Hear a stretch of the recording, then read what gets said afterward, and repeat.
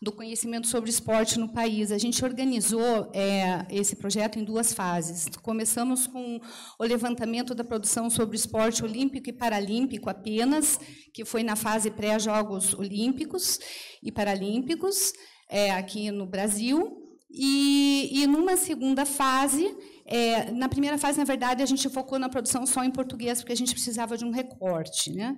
E na segunda fase, agora, a gente está focando, desde 2016, na produção do conhecimento nos programas de pós-graduação em educação física. Por que nesses programas? Porque na primeira fase do projeto, a gente verificou que a maioria absoluta da produção sobre esporte no país está nos programas de pós-graduação em educação física.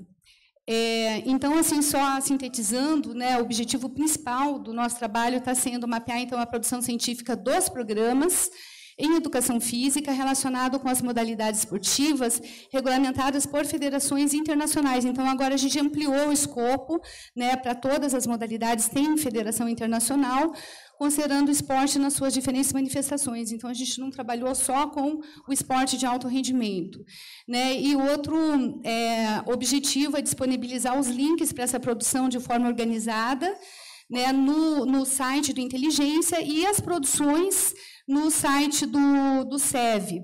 Né? Então, assim, o que é possível colocar lá, a gente está colocando, estamos no processo agora de finalizar, né? Não está pronto ainda tudo no site, mas a gente pretende, até o término do projeto, disponibilizar isso lá. Né? Então, como que a gente construiu esse trabalho? Né? A gente utilizou como fonte os relatórios dos programas, os relatórios anuais de todos os programas credenciados, como Educação Física na CAPES, entre 2010 e 2016. A gente pretende continuar com esse levantamento, se possível, né? Mas, para fins dessa apresentação, a gente fez esse recorte de 2016. E aí, para levantar os trabalhos, a gente usou N bases de dados, desde as bibliotecas virtuais das universidades, né, para pegar as teses e dissertações, até Google Acadêmico, Google Comum, contato direto com os autores via ResearchGate, LinkedIn, outras redes sociais, né, porque a gente queria compilar todo esse material na nossa base de dados. Né? E daí, para procurar como que a gente fez esse levantamento, como a gente identificou a produção. Quando a gente lia os relatórios dos programas, a gente procurou o nome das modalidades olímpicas e paralímpicas, nome das modalidades que possuem federação internacional, até para descobrir todas que tinham, a gente teve que fazer uma pesquisa, né? Nomes antigos das modalidades, nomes das modalidades utilizadas no senso comum, nomes atribuídos aos praticantes das modalidades, nome dos equipamentos, espaços, animais utilizados na prática esportiva e qualquer outra palavra que pudesse indicar a presença de qualquer tipo de discussão sobre o esporte. Né? Por exemplo, Jogos Olímpicos, Jogos Paralímpicos, performance esportiva. Então, a gente foi lendo os relatórios e, quando no título a gente identificava algo que sugeria que tinha uma discussão sobre esporte, a gente ia atrás da produção e verificava se, de fato, tinha alguma discussão, ou sobre as modalidades, né, federadas, ou sobre o esporte de uma forma geral, mas que se aplicava às modalidades. Por exemplo, melhoria de desempenho aeróbico, né? Então, se aplica a diferentes modalidades. Critérios de inclusão. Então, a gente incluiu trabalhos também que tratam de modalidades que, embora não tenham as federações internacionais, são adaptações de modalidades regulamentadas pelas federações, né, como corrida de 1.600 metros, handebol adaptado, trabalhos que discutem espaços, equipamentos e animais que utilizados, trabalhos que discutem atividade física, mas que fazem uma relação, né, para suas implicações para o desenvolvimento das modalidades ou dos atletas, né, da modalidade. Eu acho que faltou um slide aqui. Opa, eu acho que eu pulei esse aqui. Me desculpem. Então, entrou no nosso levantamento teses, dissertações e artigos quais A1 a B5. No começo, a gente estava levantando só até B2, mas aí a gente viu que tem modalidades que não têm produção nos estratos mais altos do qualis. Então, a gente resolveu ampliar o escopo do levantamento até B5, e aí entraram várias outras modalidades. e eles tinham que ter, então, nos seus títulos, resumos ou palavras-chave, algum dos termos de busca que nós utilizamos. E é importante dizer também que entraram, então, no estudo trabalhos que não discutiam as modalidades em específico, mas tratavam do esporte de uma forma geral, que se aplicavam às modalidades. Acho que eu já tinha dito isso, eu tinha pulado o slide. Desculpe. Critérios de exclusão. A gente excluiu a dança do levantamento, né? A dança, existe a dança esportiva que tem federação internacional, mas a dança é o mundo, né, em si mesmo. Existem muitas modalidades, ficaria difícil a gente fazer análise de toda a produção da dança, então a gente, por uma questão de tempo mesmo, a gente tirou a dança dessa fase do trabalho. E artigos também que envolvem testes de força e outros testes que envolvem as modalidades, mas que não mencionam uma aplicação direta para as modalidades esportivas. Procedimentos. Então, como é que a gente fez? A gente leu todos os relatórios, fomos identificando as produções que podiam estar discutindo, né, o que a gente estava procurando, daí a gente foi fazer as buscas dos artigos, teses e dissertações, lemos todos os resumos, em alguns casos a gente leu partes dos trabalhos, teve casos que a gente teve que ler o trabalho inteiro para poder tabular o tipo de informação que a gente estava procurando. A gente procurava informações que pudessem dar um perfil dessa produção existente. E aí a gente foi preenchendo essas informações numa planilha Excel para depois podermos fazer algumas análises. Encontramos 3.282 artigos, né, escritos em diferentes línguas. Nessa fase do projeto, a gente não focou só em português. 226 teses e 992 dissertações. Totalizamos 4.500 produções. E aqui, só para dar um exemplo de como a gente sistematizou, isso é só um pedaço da planilha, não inclui todos os dados, mas a gente tem ali, por exemplo, uma linha... não está acendendo a luzinha aqui. Ops. Não sei onde é que está a luzinha. Mas, né, tem a modalidade, o tipo, se ele é olímpico, paralímpico, se é a modalidade inverno, verão, qual foi a língua escrita, o título do trabalho, quem foram os autores, que periódico foi publicado, que ano foi publicado, que instituições estavam envolvidas, que programa. No caso das teses e dissertações, quem orientou as teses e dissertações. Enfim, esse é um pedacinho da planilha. E aí eu vou só dar alguns exemplos, em função do tempo, né, de análises que podem ser feitas a partir dessa planilha. Né? Então, a gente pode estar avaliando, por exemplo, a evolução temporal da produção dos artigos sobre as modalidades esportivas. Né? Como tem se dado isso, a gente vê que teve um pico em 2013, né, uma leve queda a partir de então, e agora parece que começou a crescer um pouquinho novamente. A evolução temporal da produção de teses e dissertações, e aqui eu estou apresentando a evolução assim, de uma forma genérica, mas a gente pode pegar para cada modalidade, né? Como está a evolução da produção sobre o badminton, né? Do judô. Então, dá para a gente fazer diferentes tipos de análises aí em relação à evolução temporal. Né? A gente vê que a produção sobre o esporte olímpico, né, ainda predomina, né? A maioria dos artigos... 1.924 artigos são referentes a modalidades olímpicas, 1.281 outras modalidades, e é interessante ressaltar que a produção sobre esporte paralímpico é muito incipiente ainda. Né? A gente detectou no universo de 3.000 e poucas, 4.500 produções, nessa verdade é só artigo, 3.289 produções, apenas 67 né, sobre o esporte paralímpico. E aí a gente pôs uma categoria, outra adaptado, quer dizer, esporte adaptado, mas não paralímpico, 46 produções.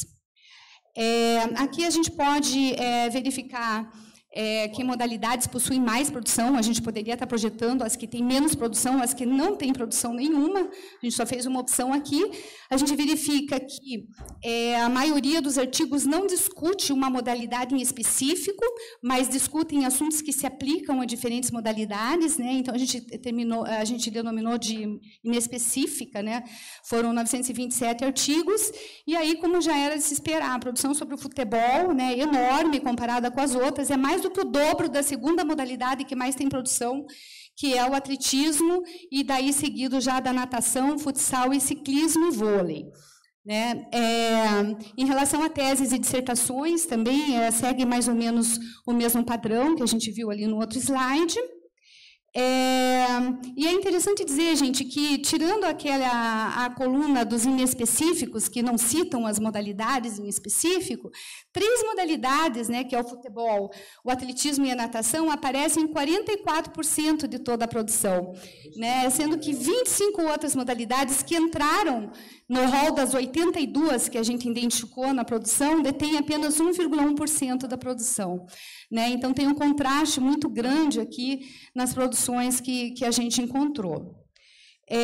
Aí a gente pode fazer análises, por exemplo, dos programas que mais estão produzindo sobre esporte. Né? Então, aqui, por exemplo, a gente pode ver que a USP está ali em primeiro lugar, seguido da Unicamp, e o programa aqui da Universidade Estadual de Maringá, associado com a UEL, que é a Estadual de Londrina, são os programas que mais têm produzido, né, sobre esporte. E, no caso, daí você pode fazer análises por modalidade, né? Quais são os centros de produção de cada uma das modalidades. Eu só coloquei o caso da natação ali como um exemplo. Opa, eu estou apertando o botão muito rápido aqui. Aí, a gente também pode fazer análise sobre o perfil da produção por áreas, em enfoques temáticos. A gente vê também que a maioria absoluta está centrada na área biodinâmica.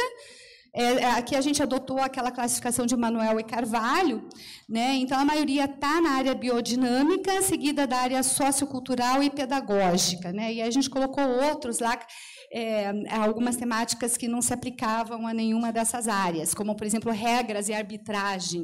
Então, a gente deixou separado. E aí você pode ver quais são os principais programas que produzem na área biodinâmica. Né? Ali tem, por exemplo, a USP, o programa da UEM-UEL e a Unicamp. Na área pedagógica, né? A Unicamp, USP, UEM-UEL. A área sociocultural, até queria mostrar para os meus colegas aqui do programa, né? A UFPR está figurando aí como o programa que mais tem produzido nessa área. Então, aí você pode fazer essas análises por modalidade esportiva também. Eu coloquei o caso do futebol aqui. O futebol, de todas as áreas, é uma das que mais tem, se não a que mais tem. Eu não finalizou essa análise, mas na área sociocultural. Podemos fazer análise dos idiomas dos artigos. Né? Aqui ainda predomina o português, né, mas já tem uma quantidade significativa em inglês, e a gente pode ver, né, se fizer uma análise, que existe uma tendência grande de internacionalização da produção dos programas, principalmente daqueles que figuram em primeiro lugar lá, que eu mostrei para vocês. A gente pode estar olhando também para os periódicos que mais têm publicado sobre esporte, sobre cada modalidade em específico. Né? Aqui predomina a Revista Brasileira da Educação Física e Esporte, Motriz, o Journal of Physical Education, que é o jornal da educação física da UEM.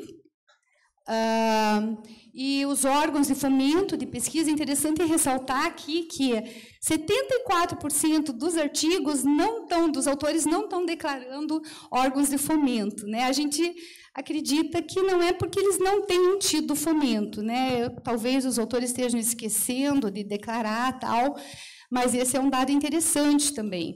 Né? E aí o CNPq ainda é o órgão de fomento que mais tem financiado pesquisa, seguido da CAPES e FAPESP.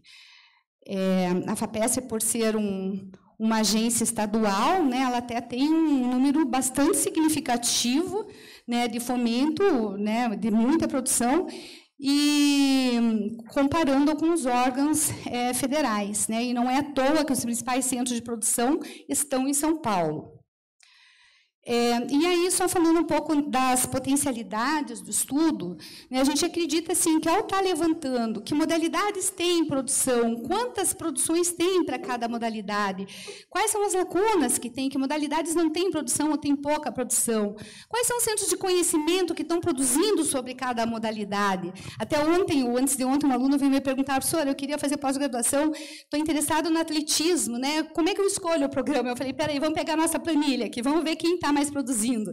Né? Que perspectiva? Né? Que submodalidades você está procurando? Então, a gente pode ir direto no centro de produção desse conhecimento. Né? Quem são os orientadores que estão mais orientando nessa área? Eu não apresentei esse tipo de análise aqui, porque realmente é uma loucura fazer essa planilha de orientadores e de autores, porque em uma produção a pessoa declara o nome inteiro, no outro põe só o nome e o último nome. Então, a gente tem que normalizar, né, todos esses dados. A pessoa casa, tira, troca o sobrenome. Então, assim, é muito difícil a gente estar normalizando esses dados para poder, daí, computar tudo direitinho.